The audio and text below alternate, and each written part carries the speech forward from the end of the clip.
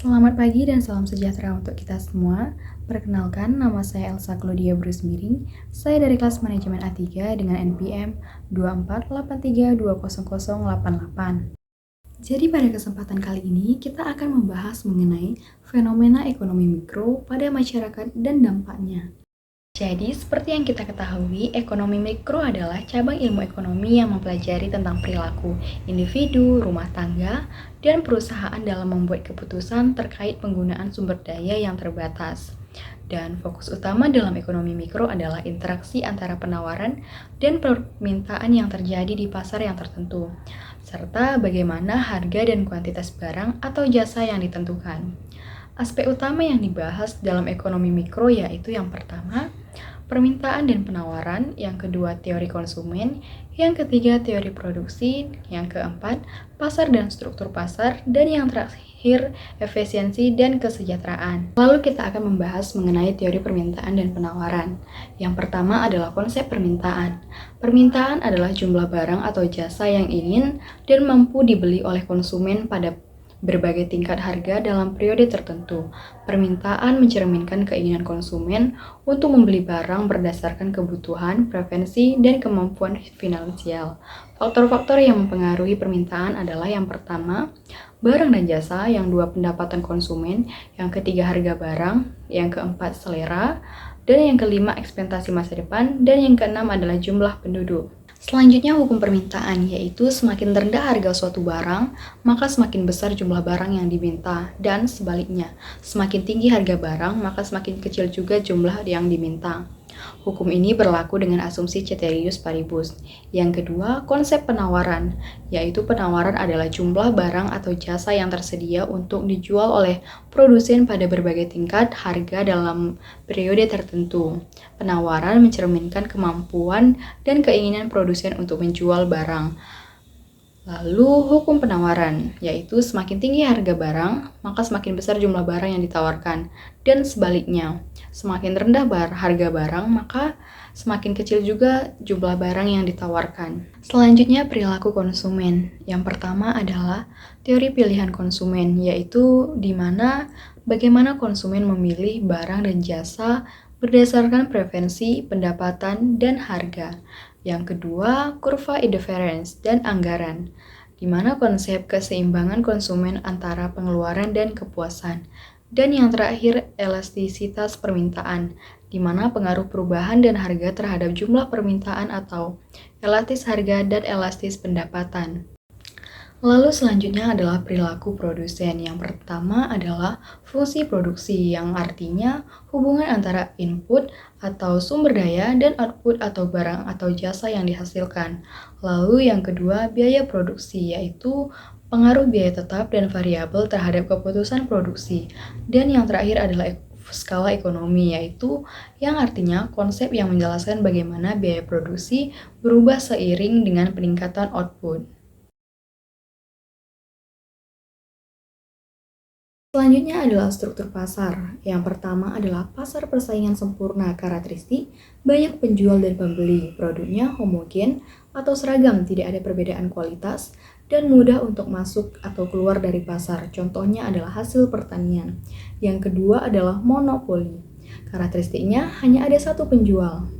Penjual mengontrol seluruh pasukan barang atau jasa. Contohnya adalah perusahaan listrik negara. Yang ketiga adalah monopolistik.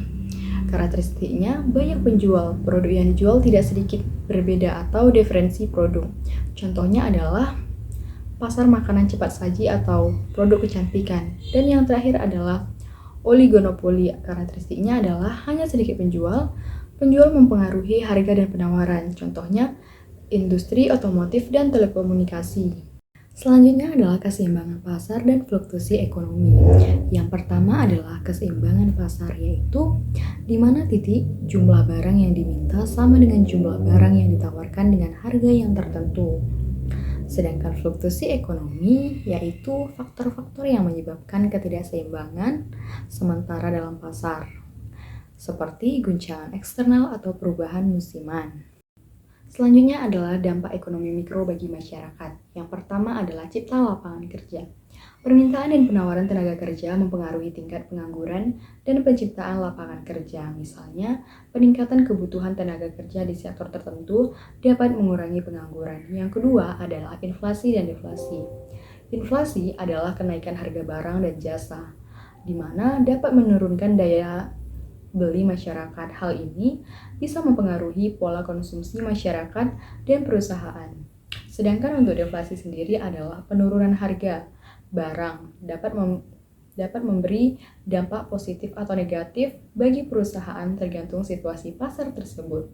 Yang ketiga, kesejahteraan konsumen dan produsen. Fenomena ekonomi mikro dapat mempengaruhi kesejahteraan individu dan perusahaan. Misalnya, kenaikan biaya barang produksi bisa meningkatkan harga barang sehingga memberatkan konsumen. Yang keempat, ketimpangan sosial dan ekonomi, di mana distribusi pendapatan yang tidak merata menyebabkan kesenjangan antar kelompok masyarakat. Akses yang terbatas terhadap barang dan layanan juga memperparah kesetimpangan. Dan yang terakhir adalah perubahan dalam pola konsumsi. Perubahan harga atau preferensi konsumen mempengaruhi tren konsumsi barang dan jasa. Misalnya, tren barang ramah lingkungan dan dapat mengubah pola konsumsi masyarakat secara signifikan. Selanjutnya adalah contoh kasus dan aplikasi ekonomi mikro di masyarakat. Yang pertama adalah contoh di dunia nyata. Fenomena ekonomi mikro dapat dilihat dari kasus nyata seperti kenaikan harga barang akibat kelangkaan pasokan. Misalnya saat terjadi gagal panen, harga bahan pangan naik karena pasokan terbatas. Dampaknya persaingan antara perusahaan di pasar tertentu yang mempengaruhi harga dan inovasi sebuah produk tersebut. Kedua, kebijakan publik.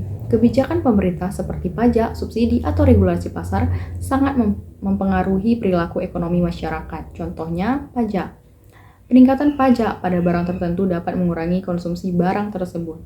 Subsidi memberikan bantuan harga atau barang seperti BBM atau bahan pangan dapat meningkatkan daya beli masyarakat. Dan yang terakhir adalah kesimpulan, di mana kesimpulan dari materi yang telah kita bahas adalah fenomena ekonomi mikro dalam masyarakat mencakup beberapa aspek seperti pola konsumsi, produksi, distribusi yang dilakukan oleh individu atau rumah tangga.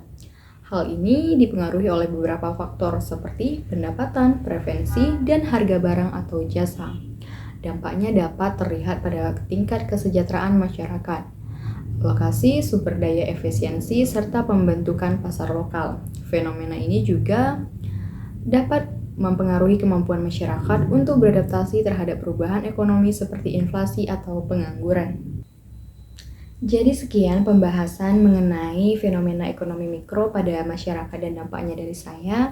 Jika ada tutur kata yang salah atau kurang enak didengar, saya minta maaf. Atas perhatian dan kesempatannya saya ucapkan terima kasih.